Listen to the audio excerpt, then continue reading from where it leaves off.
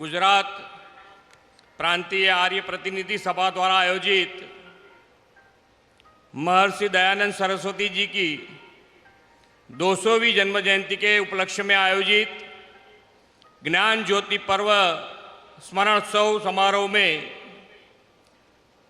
हमारे बीच मंच पर उपस्थित भारत के सम्माननीय राष्ट्रपति महोदया श्रीमती द्रौपदी मुर्मू जी, राज्य के आदरणीय राज्यपाल महोदय श्री आचार्य देवव्रत जी,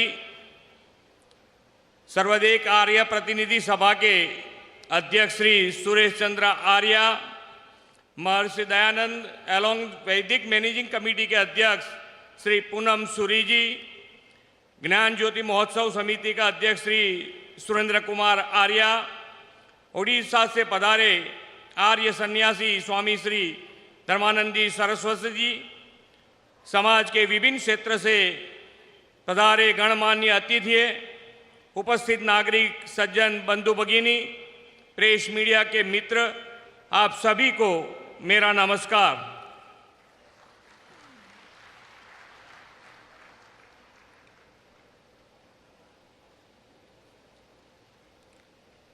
आर्य समाज के संस्थापक महर्षि दयानंद सरस्वती जी के जन्म की 2वीं शताब्दी के पवित्र अवसर पर महर्षि जी की स्मरण वंदना करता हूं। आज इस अवसर पर पधारे हुए राष्ट्रपति महोदया का गुजरात में हृदय से स्वागत करता हूं।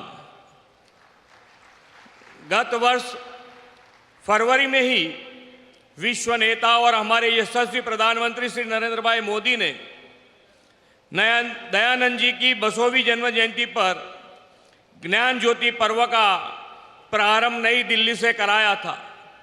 तब से देश भर में महर्षि जी की वंदना का महोत्सव चल रहा है। आज का यह आयोजन उस वंदना महोत्सव का शिखर है। देश और दुनिया भर के आर्य समाजी परिवार गुजरात में आज इस महोत्सव में सहभागी हो रहे हैं। गुजरात ऐसी पुण्यशाली भूमि है कि पौराणिक और प्राचीन काल से ही युग पुरुष महान व्यक्तियों का अनुसंधान इस भूमि के साथ जुड़ा हुआ है। द्वापर युग में भगवान श्री कृष्ण के देहोत्सर्ग स्थान भालका तीर्थ क्षेत्र का युग में, त्रेता युग में भगवान श्री रामचंद्र जी के वनवास भ्रमण के दंडकारण्य डांग प्रदेश का उल्लेख पुराणों में है। आधुनिक युग में टंकारा की भूमि, जहां महर्षि दयानंद सरस्वती जी तथा गांधी जी के आध्यात्मिक गुरु श्रीमद रामचंद्र जी का जन्मस्थल वावणिया भी गुजरात में है। स्वामी विवेकानंद ने शिकागो धर्म परिषद में जाने से पहले इस भूमि का विचरण किया है। यशस्वी प्रधानमंत्री और विश्व नेता नरेंद्र भाई मोदी भी इसी गुर्जर धरा का संतान है। स्वामी दयानंद जी का आदर्श था कि भारत उसके प्राचीन मूल धर्म को फिर से प्राप्त करे, प्राचीन परंपराओं को पुनर्जीवित करे और फिर से एक बार समग्र दुनिया के लिए विश्व गुरु की भूमिका निभाए। आज आदरणीय प्रधानमंत्री जी के नेतृत्व में भारत अपनी प्राचीन समृद्धि फिर से प्राप्त कर रहा है और महर्षि जी के आदर्शों को साकार कर रहा है। प्रधानमंत्री जी की प्रेरणा से, उनके नेतृत्व और दिशा दर्शन में समस्त भारत में सांस्कृतिक धरोहर और आध्यात्मिक चेतना से जुड़े स्थानों को पुनर्स्थान का एक नया अध्याय शुरू हुआ है। अयोध्या में प्रभु श्री राम की प्राण प्रतिष्ठा का भव्य उत्सव भारत में शुरू हुए सांस्कृतिक नवजागरण का माइलस्टोन है। भारतीय संस्कृति के नवजागरण का यह युग महर्षि द्वारा संजोगे हुए सपनों के पूरे होते देखने का यह युग है। आज से 2 शताब्दी पहले जब महर्षि दयानंद जी का जन्म हुआ, तब भारत सदियों की गुलामी सहन करते हुए चुनौतियों का पूर्ण समय से गुजर रहा था। भारत की धर्म सांस्कृतिक मूल्यों और आदर्शों को नष्ट करने की सुनियोजित प्रयास हो रहे थे। ऐसी स्थिति में महर्षि जी ने चुनौतियों का सामना करते हुए समाज में वैदिक संदेश को पुनर्जीवित करके देश में आशा की नई किरण जगाई थी। स्वामी दयानंद जी ने अनेक स्वतंत्रता सेनानी ने देशभक्ति की ज्योति प्रज्वलित की थी। महर्षि भारत के लिए जो परिवर्तनकारी विचार लेकर आए, उन विचारों को उन्होंने व्यवस्था के साथ भी जोड़ा और अनेक महत्वपूर्ण संस्थाओं का निर्माण किया। ऐसी संस्थाएं दशकों से विभिन्न क्षेत्रों में लोक कल्याण की प्रभावशाली प्रवृत्ति कर रही है। स्वामी जी द्वारा रोपे गए बीज से जो वटवृक्ष खड़ा हुआ है, उसकी शीतलता का अनुभव आज समग्र मानव जाति कर रहा है। स्वामी जी की ऐसी शीतलता और राष्ट्र चेतना तथा सांस्कृतिक गौरव की अनुभूति करने के लिए देश भर के अनेक लोग स्वामी जी के जन्मस्थल टंकारा की इस भूमि पर आते हैं। टंकारा आने वाले दर्शनार्थियों के लिए जरूरी सुविधा प्राप्त कराने से जुड़े कार्य प्रगति पर है।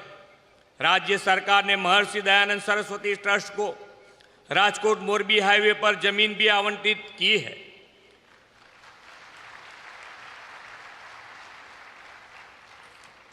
आज इस अवसर पर यहाँ एकत्रित हुए टंकारा के नगर के नवनिर्मित एक ओवरब्रिज का नाम महर्षि दयानंद सरस्वती देने का राज्य सरकार ने निश्चय किया है। और जब ये टंकारा की एक नगर पालिका के लिए भी यहाँ से हमारे एमपी और एमएलए का सुलझाव आया है, हम उसको भी टेक्निकली देख के उसको विचार करके हम नगर पालिका भी यहाँ बना देंगे।